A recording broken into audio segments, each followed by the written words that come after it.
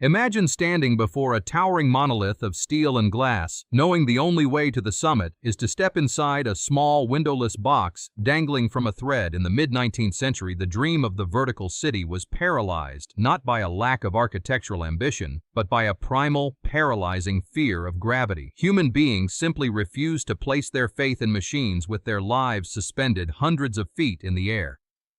The modern skyline could never rise until engineers conquered this invisible psychological barrier, transforming a terrifying industrial hoist into a sanctuary of routine convenience.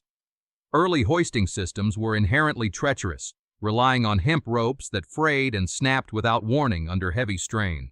When a line failed, the laws of physics took immediate catastrophic control, sending cargo plummeting down dark shafts.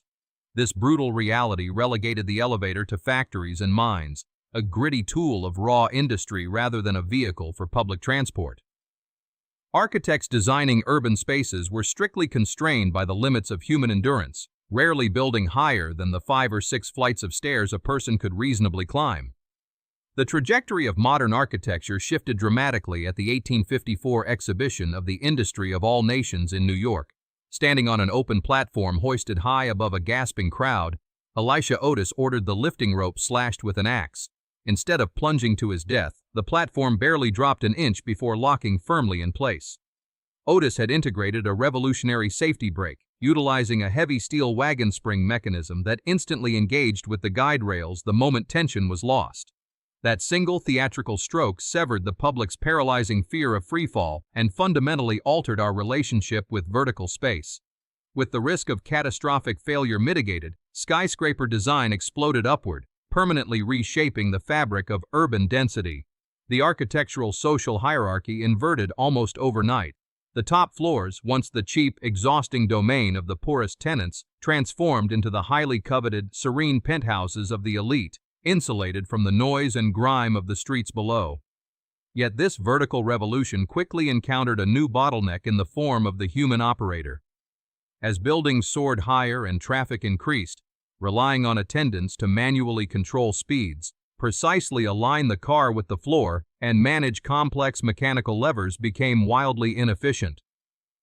The human nervous system was simply too slow and imprecise to handle the immense logistical demands of moving thousands of people through the arteries of a modern megastructure.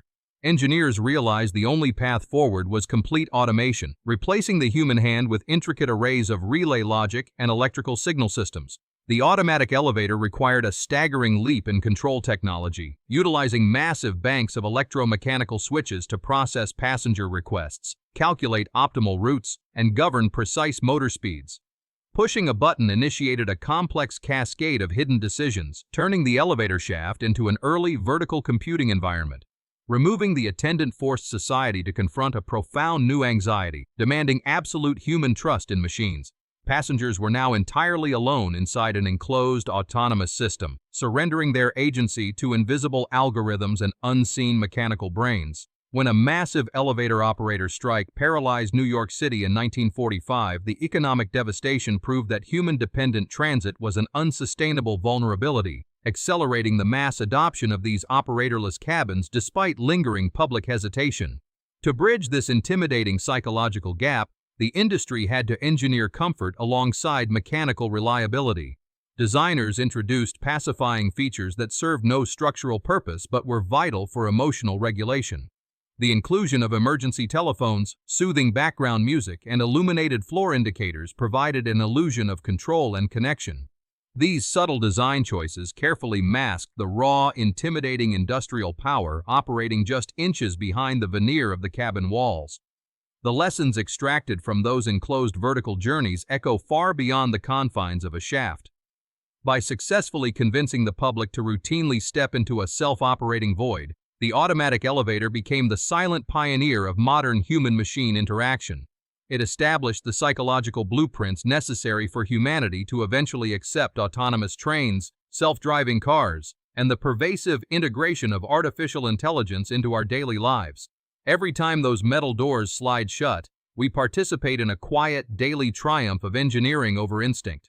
The modern skyline stands as a testament not just to the strength of steel or the brilliance of architectural vision, but to the meticulous cultivation of human confidence. We conquered the sky only by learning to let go, trusting our fragile lives to the quiet, ceaseless calculations of the automated world.